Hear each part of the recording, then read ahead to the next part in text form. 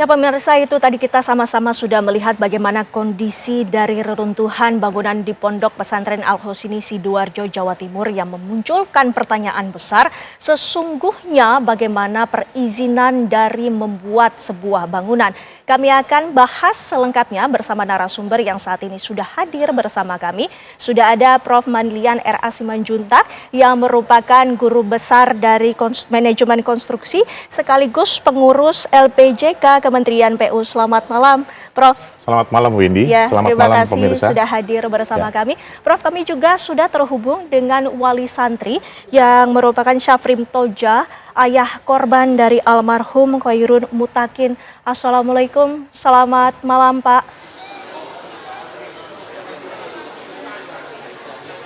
Pak Syafrim. Ya, Waalaikumsalam. Pak Syafrim, terlebih dahulu kami ingin mengucapkan turut berduka cita atas peristiwa yang menimpa kepada putra Bapak, betul ya Pak?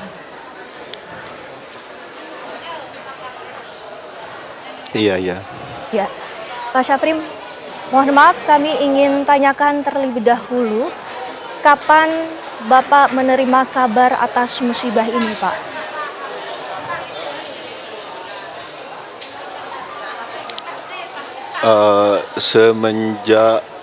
Semenjak hari Senin sore, saya ada telepon dari teman saya, namanya Haji Rum dari Blitar, bahwa di Mushola Al-Husni ada keruntuhan begitu, ambles apa gimana saya enggak tahu. Setelah saya lihat di grup WA wali santri, ternyata ya betul. Akhirnya saya cepat meluncur ke lokasi Pondok Al-Husni. Ya setelah di sana ya semua panik, wali santri semua ada. Ya mungkin keterlambatan ini mungkin penanganannya ya sudah maksimal sebenarnya sih. Cuman betonnya itu mungkin terlalu tebal atau gimana, jadi evakuasi itu jadi terhambat sedikit. Ya sebenarnya wali santri semua ingin secepatnya, ya berhubung medan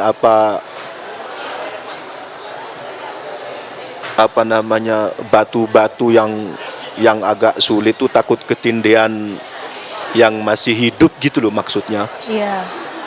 Hanya agak pelan-pelan ini.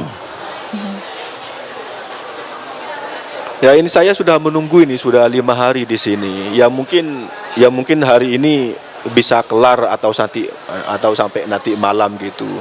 Diusahakan kelar gitu. Baik. Ya berhubung gimana wong namanya tenaga manusia ya toh. Baik. Halo? Iya, Pak Syafrim. Nanti kami juga ingin menanyakan lebih lanjut tentang kondisi di sana dan apakah Bapak juga hadir sejak dilakukannya evakuasi. Tapi mohon maaf Pak, kami harus jeda sejenak. Prof juga nanti kita akan bahas lebih lanjut. Usai jeda pariwara berikut ini pemirsa, kami akan kembali. Kita lanjutkan perbincangan kami, Prof. Manlian. Jika kita lihat dan juga mendengarkan pernyataan dari keluarga yang masih menunggu ini anaknya terjebak di bawah reruntuhan. Sesungguhnya Anda melihat bagaimana bangunan ini, mulai dari strukturnya seperti apa dan juga bagaimana jangkar istilahnya seperti itu. Ya, jadi Windy dan pemirsa sekalian, saya menyampaikan duka juga yang mendalam atas nama pribadi dan juga pemerintah, dalam hal ini Kementerian PU Republik Indonesia. Jadi pertama, saya menyoroti seperti ini dulu. Dalam rangka keruntuhan atau kegagalan bangunan ini ada 2 hal penting. Proyek konstruksi kita harus melihat aspek administrasi dan teknis. Dari data yang sempat saya kumpulkan belum banyak, kita jangan lari ke teknis dulu, tapi administrasi. Pertama, bahwa karya konstruksi ini harus direncanakan, dirancang dengan baik. sehingga perizinannya oke. Ya. Undang-undang kita sudah ada nomor 28 tahun 2002. Ya, jadi bagaimana bangunan gedung itu harus memiliki PBG. Pertanyaan saya, siapa pemilik bangunan gedung ini? Siapa perancangnya? Arsitektur, struktur, mekanikal, elektrikal, dan lain-lain. Siapa pelaksana pembangunannya? Jadi secara administratif kami menghimbau ini harus lengkap. Sehingga ketika terjadi kegagalan bangunan seperti ini, kita bisa telusur kegagalannya ada di mana. Nah, kedua setelah itu teknis. Nah, berikutnya adalah Win, kita lihat bahwa proses kegagalan ini terjadi ternyata di ruang bawah juga digunakan. Yeah. Berarti saya menduga bahwa menganalisis perencanaan, perancangan, dan pelaksanaannya gagal dalam proses itu. Nah, ini perlu kita cermati bersama gitu. Seharusnya pada waktu pembangunan di daerah bawah belum boleh dulu digunakan. Nah, berikutnya Windy, bangunan gedung ini bangunan gedung baru atau bangunan gedung yang memang kemudian bersambung bertumbuh. Ini juga harus diperhatikan. Bagaimana bangunan gedung lama kemudian menjadi bangunan gedung baru. Seperti apa? Disambung, menempel, menumpu. Nah, ini juga penting. Nah, seringkali kegagalan bangunan terjadi karena kondisi yang tidak terperkirakan bangunan gedung bagaimana bertumbuh. Karena kalau kita bicara struktur beton lama sama beton baru juga nyambungnya juga nggak bisa langsung gitu. Mungkin dari situ, Win. Nah, proseduralnya untuk mendapatkan izin itu seperti apa? Ditahan dulu. Mungkin kita langsung tanya bagaimana kondisinya di Basarnas. Sudah ada Laksma Yudi. Oh, mohon maaf, ada Pak Emi yang merupakan perwakilan dari Basarnas. Selamat malam, Pak.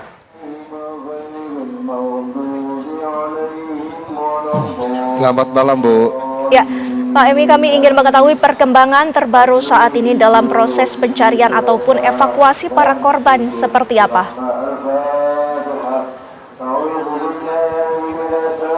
Baik, terima kasih. Kami sampaikan bahwa untuk hari kelima ini kami melaksanakan upaya evakuasi dengan menggunakan dua metode pendekatan. Yang pertama, kami menggunakan pendekatan dengan removing rubble atau memindahkan puing-puing secara hati-hati untuk bisa mendapatkan akses menuju ke ruangan yang tidak dapat diakses secara manual. Lalu kemudian dengan sesi yang bersamaan, tapi pada sesi yang paling aman, maka kami juga menggerakkan tim pencari di sektor 2 dan sektor 3. Alhamdulillah, selama proses pencarian dari pagi sampai petang tadi, kami sudah berhasil mendapatkan 8 target dalam pencarian. Dan semuanya sudah dirujuk ke Rumah Sakit Bayangkara Polda Jatim untuk proses identifikasi. Dengan pengertian bahwa ke-8 korban yang kami temukan pada hari kelima ini semuanya dalam kondisi Mike Delta. Demikian, Mbak. Kami juga mengetahui bahwa alat berat sudah diturunkan. Lantas metode evakuasi yang saat ini akan dilakukan oleh tim SAR gabungan ini seperti apa, Pak Emi?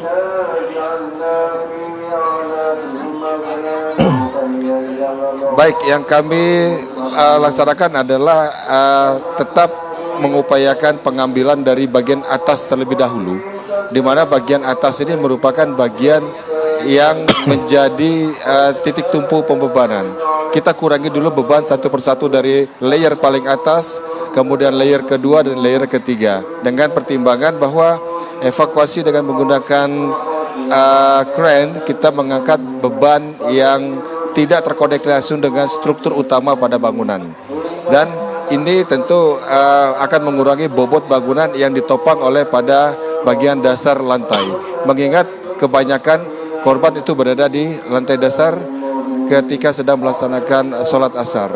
Dan ini yang yang sedikit membuat celah sempit di ruangan bagian bawah menjadi sangat minim, dikarenakan lantai dasar digunakan sebagai tempat sholat atau musola.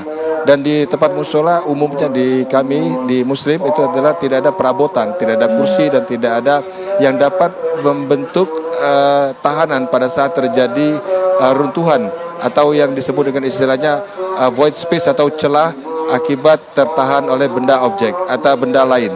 Dan mengingat ini, maka kerusakan yang terjadi pada bangunan ini dalam memberikan dampak terhadap orang yang beraktivitas di dalam ruangan. Demikian, Pak. Pak Emi, sesungguhnya kontur bangunan ini seperti apa dan mungkin bisa diceritakan mengapa begitu sulitnya bagi tim SAR gabungan ini melakukan proses evakuasi, Pak Emi? Baik, secara umum yang dapat kami sampaikan, kami tidak ingin berspekulasi di dalam memberikan penilaian terhadap gedung karena memang ada lembaga yang lebih berwenang untuk memberikan analisa terkait dengan bagaimana quality dari bangunan tersebut. Namun pada prinsipnya di lapangan kami melihat bahwa stabilitas bangunan ini sangat tidak stabil, lalu kemudian perbandingan antar kolom dengan beban tidak sesuai, dan yang lebih banyak mengalami kerusakan berat adalah pada bagian struktur penyangga. Maka kami mendapatkan referensi dari rekan engineer bahwa menyatakan bangunan ini mengalami kegagalan konstruksi khusus pada bagian support atau penyangga. Dan bisa lihat kegagalan model pancake itu adalah karena mengalami kegagalan pada sisi penunjang bangunan. Kalau dia patah pada bagian pelapis, itu tentu pancake tidak menjadi model yang lebih banyak tercipta bukan karena akibat kegagalan pada sisi penunjang. Demikian, Mbak. Ya, Pak Emi, kita ketahui bersama pula bahwa keluarga pun menunggu bagaimana kabar dari korban yang terjebak. Apakah dari tim SAR gabungan juga sudah berkomunikasi kepada keluarga ataupun wali santri yang berada di sana? Baik, terima kasih. Untuk posko kami berada persis dekat dengan tempat shelter para wali santri. Dan untuk membuat transparansi dengan apa yang kami laksanakan selama operasi, kami menempatkan beberapa titik CCTV yang langsung diakses di layar besar yang kami letakkan di posko, sehingga masyarakat dan warga bisa melihat langsung bagaimana aktivitas upaya kita pencarian dan juga upaya kita memindahkan puing-puing. Namun memang kalau kita melihat dari sisi keluarga korban, rasa ingin segera cepat itu memang dapat kami maklumi. Namun kami juga berusaha memberikan pengertian bahwa yang namanya keselamatan itu adalah logika berpikir yang pertama, bahwa keselamatan itu adalah yang utama. Kita tidak ingin melakukan pekerjaan secara serampangan yang justru akhirnya dapat menambah jumlah korban. Bagi kami, keselamatan itu merupakan fundamental dalam melakukan aksi. Karena kami juga ingin setelah saya melaksanakan tugas, kami pun kembali dengan kondisi yang baik, karena keluarga juga menunggu di rumah. Nah, dengan pengertian bahwa memang semua kita merasa kehilangan, kita semua juga merasa kesedihan. Namun untuk critical thinking kita juga tetap harus dijalankan. Logic thinking kita harus juga tetap dijadikan sebagai parameter untuk mengukur bahwa unsafe condition itu juga tetap harus dilakukan dengan safe action, bukan dengan unsafe action. Demikian, Mbak. Baik, Pak Emi. Kami juga ingin mengkonfirmasi kepada wali santri, Pak Syafrin. Tadi sudah kita sama-sama mendengarkan pernyataan dari tim Basarnas. Pak Syafrin sendiri bersama wali santri yang lainnya, apakah juga ikut memantau bagaimana proses evakuasi dan juga pencarian dari para korban, Pak Syafrin?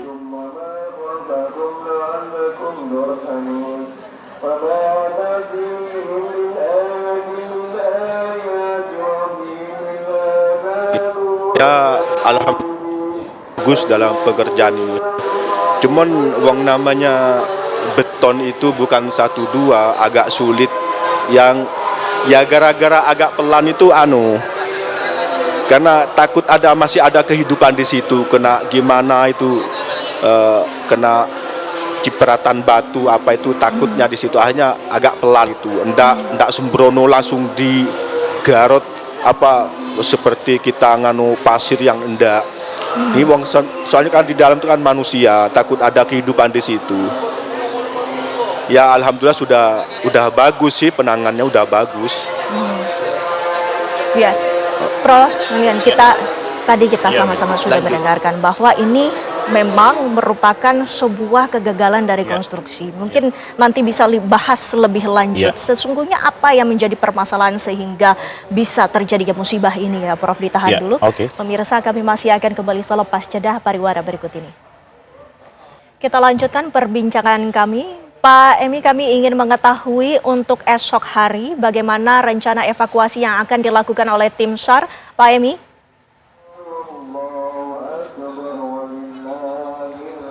Baik, terima kasih.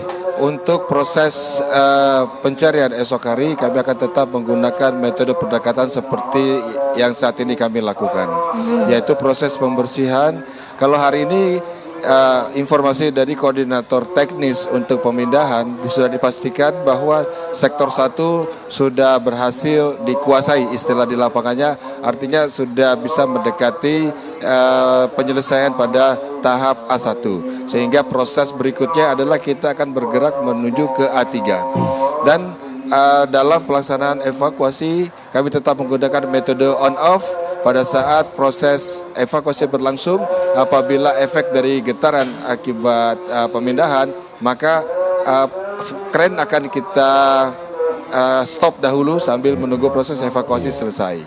Dan dalam pelaksanaan pemindahan puing pun kami juga melibatkan alumni, para alumni santri yang memang memiliki kompetensi di bidang welding, sehingga dengan penambahan sumber daya dan pelibatan para alumni, kita juga ingin menjadikan sebagai bahwa mereka dapat memberikan pencerahan kepada Polri Santri tentang bagaimana kesulitan yang dihadapi oleh tim gabungan dalam rangka membuat celah, dalam rangka membuat akses untuk dapat menjangkau semua korban yang terjebak di dalam bangunan akibat konstruksi yang mengalami kegagalan.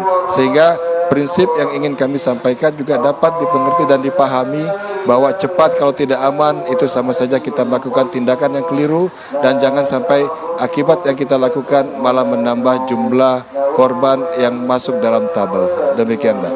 Baik, terima kasih Pak Emi Finisher waktunya bersama kami di Apa Kabar Indonesia Malam. Sehat selalu Pak, selamat bertugas kembali untuk melanjutkan proses evakuasi bersama tim SAR gabungan. Kami apresiasi secara besar langkah yang telah dilakukan oleh tim SAR. Selamat malam Pak. Baik, selamat malam, terima kasih. Ya, Prof Mandian, ini kita sama-sama sudah mendengarkan bahwa proses evakuasi sampai dengan saat ini masih terus dilakukan. Namun kami ingin mengetahui dengan kontur bangunan yang seperti ini, sesungguhnya metode yang paling ideal untuk dilakukan seperti apa? Jadi Windy dan teman-teman Basarnas, saya memberikan masukan dulu dalam proses evakuasi ini. Yang pertama, tolong perhatikan dulu dan kenali desain konstruksinya. Desain. Ya, jadi yang kenal ini siapa? Pemilik. Jadi mana ini pemiliknya, gitu ya? Perancangnya mana? Lalu pelaksananya mana? Nah, berdasarkan itulah metode untuk penyelamatan dilakukan teman-teman yang melakukan evakuasi, ada pengenalan sana. Ya, itu yang pertama ya. Nah, yang kedua, prinsip penyelamatan itu ada dua. Yang pertama, selamatkan korban dan selamatkan tim. Ada satu lagi sebenarnya, dan lingkungan sekitar. Nah, tunggu dulu. Yang lingkungan sekitar ini saya lihat ini kan begitu padat ya. Sampai-sampai alat berat pun susah masuk. Nah, ini juga menjadi hal-hal yang perlu diperhatikan. Nah, dari dua hal ini, Win, maka kalau kita sudah kenal desainnya, tentunya harusnya ada desain dokumentasinya yang baik, sesuai kompetensi perancang dan pelaksana, maka metode penyelamatannya akan tepat. Ya, apakah elemen struktur utamanya yang lebih dulu atau penunjangnya? Secara umum saya melihat sistem struktur bangunan gedung ini adalah rigid frame structure. Saya bukan orang struktur, tapi dari perspektif manajemen konstruksi, sistem struktur ini adalah rangka kaku. Nah, elemen strukturnya ada balok, ada kolom, ada lantai. Yang runtuh dari visual adalah balok horizontal dan kolom. Ya. Nah, kalau memang itu ternyata elemen struktur utamanya runtuh, itu perlu diperhatikan. Sehingga kalau ada lifting proses, itu nanti bisa mengamankan atau justru membahayakan. Kembali lagi, dalam kesempatan yang tidak mudah ini, maka awareness dari pemilik bangunan gedung itu menjadi yang prioritas. Kedua, rancangannya, perancangnya, Windy. Yang ketiga, bagaimana proses pada waktu pelaksanaan konstruksi. Sehingga kita melihat kegagalan bangunan gedung ini secara utuh. Apalagi ini milik swasta, pribadi. Dan ini berlaku tentunya untuk bangunan gedung pemerintah. Demikian. Ya. Dugaannya sementara bahwa ini adalah bangunan lama yang Ya. kemudian dibuatkan tingkat yang baru. Ini Ya, seperti apa? prinsip bangunan gedung lama yang kemudian bertumbuh itu pun harus diperhatikan desainnya. Nah, perhatikan juga tata ruangnya. Kalau dilihat dari sini kan cukup padat ya. Apakah sudah memenuhi KDB, koefisien dasar bangunan yang tepat? Jangan-jangan terlalu masif karena melewati KDB yang ada. Pantaslah roboh karena terlalu padat. Yang kedua adalah bagaimana kita pastikan bangunan gedung lama menyatu dengan bangunan gedung baru. Contohnya, bahan bangunannya, beton lama dengan beton baru. Kalau Ya. kita pakai baja, disambungkan dengan baja baru dan seterusnya. Nah itu harusnya tertuang dalam dokumen teknis dari bangunan gedungnya. Nah ini konsep administrasi, Windy. Nah kalau ini sudah beres, pada waktu pembangunan, pelaksanaan mengacu ke situ. Pertanyaannya, semoga saya harapkan dokumen ini lengkap ya. Sehingga kegagalan bangunan gedung ini bisa kita telusur. Apa penyebabnya? Dari penyebabnya itulah ketahuan bagaimana kita melakukan usaha supaya tidak lagi terjadi hal seperti ini. Mungkin ini juga momentum yang baik ya Windy, karena bangunan gedung tempat pendidikan dan ibadah ini kerjasama dengan Kementerian Agama dan juga kami di Kementerian PU juga mencermati hal ini. Mungkin ini momentum sehingga tentunya karya konstruksi melakukan kolaborasi, kerjasama, halo-halo dengan Kementerian Teknis di Kementerian PU. Sekarang apalagi sudah ada Kementerian PKP gitu ya untuk perumahan dan seterusnya. Dan koordinasi itu perlu dilakukan. Tapi yang kami ingin catat adalah dengan adanya bangunan yang sudah ada, dibangun kembali ataupun ditambah, itu juga memerlukan perizinan. Bagaimana prosedurnya? Iya, bangunan gedung lama pertanyaannya, apakah sudah ada PBG-nya? Kalau sudah jadi, harusnya ada SLF-nya, sertifikat layak fungsi. Kalau nggak ada, buat dulu. Sehingga bangunan gedung baru akan mengacu kepada ini untuk pembangunannya. Nah ini harus berkesinambungan. Nah bangunan gedung baru pada akhirnya akan disatukan SLF-nya dengan yang lama. Karena ini dokumen yang terbaru nantinya. Pertanyaannya, siapa yang lebih dulu aware terhadap hal ini? Pemilik bangunan gedung, bukan perancangnya. Tapi kami menghimbau kepada para perancang dan pelaksana kontraktor juga harus tanya ya ke ownernya, ke pemiliknya. Dokumen ini ada atau tidak? Kalau ini tidak ada semua dan dilaksanakan tanpa dokumen teknis, kita sudah tahu itu menyalahi undang-undang, menyalahi kebijakan dan standar yang ada. Mungkin tidak izin itu dikeluarkan tetapi tidak sesuai. Prinsip izin itu dikeluarkan sebelum dilakukan pekerjaan, itu prinsip. Kedua, harus sesuai, tidak boleh tidak. Kalau ada perubahan, harus ada halo-halo, harus ada informasi perubahan desain. Yang ketiga, setelah selesai, ada namanya as-built drawing. Jadi desain yang terbangun. Demikian juga yang ini. Nah, memang tidak mudah pada waktu kita menumbuhkan bangunan gedung lama ke gedung baru. Kita belajar di sini, risikonya ada. Ya, karena menyatukan sistem struktur lama, sistem bangunan gedung lama ke yang baru tidak mudah juga. Menyatukan elemen bangunan gedungnya, itu tidak mudah juga. Nah, kami dari LPJK Kementerian PU Republik Indonesia, saya juga sebagai akademisi, tolong juga kompetensi tenaga kerja konstruksinya. Ya, perancangnya oke, pelaksananya oke. Kedua, ini badan usahanya ada nggak? Kontraktornya badan usaha atau perorangan? Konsultannya perusahaan atau perorangan? Nah, sudah keluar PP 28 tahun 2025 sebagai PP pelaksana Undang-Undang Nomor 2 tahun 2017. Bisa perseorangan, bisa badan usaha. Tetapi tetap risiko melekat kepada pemegang sertifikat. Nah sekarang ini momentum yang baik, supaya ke depan bisa lebih baik lagi melalui bagaimana mencermati perizinan, kompetensi, dan profesionalisme dari penyelenggara bangunan gedung. Baik. Ya. Ya, kami juga langsung ingin mengkonfirmasi kembali kepada Pak Syafrim yang saat ini mungkin masih terhubung bersama kami. Baik. Pak Syafrim sudah tidak bersama kepada kami lanjutkan Prof ini. Dengan adanya yang kita lihat bersama, kondisinya adalah bangunan itu rubuh dan cekung ke tengah. Apa ini artinya? Kalau saya cermati secara visual ya Windy, saya belum mendapat data teknis lengkap, tapi secara visual elemen struktur utamanya sudah roboh, sudah rusak, yaitu balok yang horizontal dan kemudian yang vertikal kolomnya. Nah, itu kan di tengah ada ruang untuk ibadah gitu ya di bawah. Nah, tentunya prinsip dari perlakuan elemen struktur ini perlu dicermati. Dari mana? Perletakan titik elemen strukturnya. Kedua, volume besarannya untuk bisa menahan beban mati dan beban hidup. Yang ketiga, pelaksanaannya. Nah, ini harus dicermati. Makanya tadi saya menyampaikan, teman-teman Basarnas tolong dicek dulu sebelum melakukan evakuasi desainnya seperti apa. Apabila memang ternyata desainnya itu tidak bisa Kalau tidak ada, ya cek perancangnya. Kalau nggak ada perancangnya, tanya ownernya. Nah, ini bisa kembali kepada owner loh. Jadi belum tentu bahwa kegagalan ini disebabkan oleh ketidakkompetennya penyedia jasa, konsultan kontraktor. Mungkin juga owner. Nah, mungkin karena memang salah order atau ada change order. Jadi perubahan-perubahan yang di luar dari hal-hal yang sangat ideal. Jadi ini perlu dicermati juga, Windy. Iya. Gitu ya. Prof, dengan adanya dugaan adanya gagal konstruksi ini, adakah sanksi? Ya, tentunya kalau berdasarkan Undang-Undang Nomor 2 Tahun 2017 pasca konstruksi ini sudah gagal. Sanksi akan dikenakan kepada pihak-pihak yang bertanggung jawab. Maka saran kami dilakukan penilaian kegagalan bangunan. Ada penilai ahli yang ditunjuk oleh menteri, bisa hadirkan. Dari Kementerian PU nanti bisa dihadirkan untuk bisa menilai siapa penyebab atau apa penyebab dari kegagalan ini. Yang tadi saya sampaikan, perencanaannya kah, perancangannya kah, pelaksanaannya. Lalu siapa pihaknya, orangnya, atau memang badan usahanya. Yang ketiga, dokumennya. Memang tidak ada dokumennya. Yang keempat, teknisnya. Seperti apa.